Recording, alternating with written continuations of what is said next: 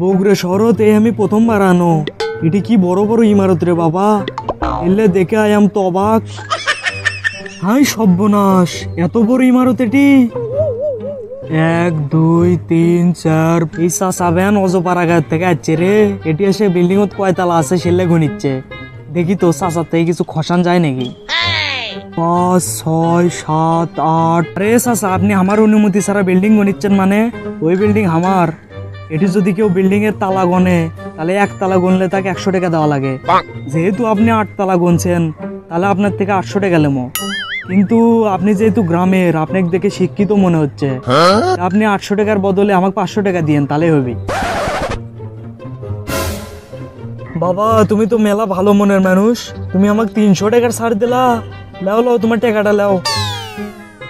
গ্রামও শুনছি বাবা শহরের মানুষেরা নাকি সেই খারাপ, কিন্তু শহরের মানুষেরা তো সেই ভালো, বিশেষ করে তুমি আরো ভালো। বাবা আমি এসে গেছি, কেঙ্কা আছো তুমি? চাচা আছেন? এত দেরি হলো গুমা। আমি চাচির কাছে মোবাইল করিস না, চাচি করলো মেলাক্ষণ আগে বের হয়ে গেছে বুড়ে। আপনার এত দেরি হলো কে ব্যাপার? একটা ভালো মানুষের সাথে আমার দেখা হয়েছিল, তার সাথে কথা করতে করতে আনা দেরি হয়ে গেল। জানিস ওই ভালো মানুষ আমাকে 300 টাকার ছাড় দিছে। 300 টাকা ছাড় দিছে? কিসের সেটা? আর কে দিছে?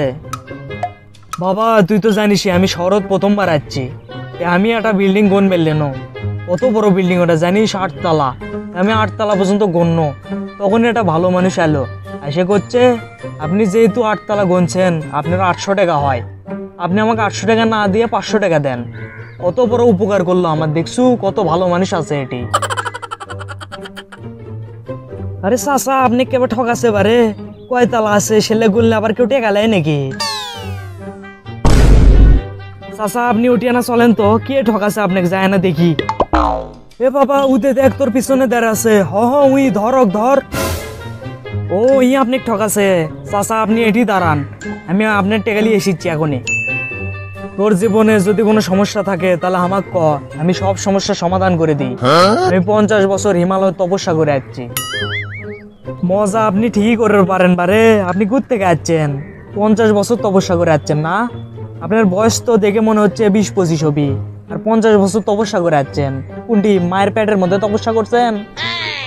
বড় হ বাবা বড় হ, তুই এখন এলে বুঝবো না।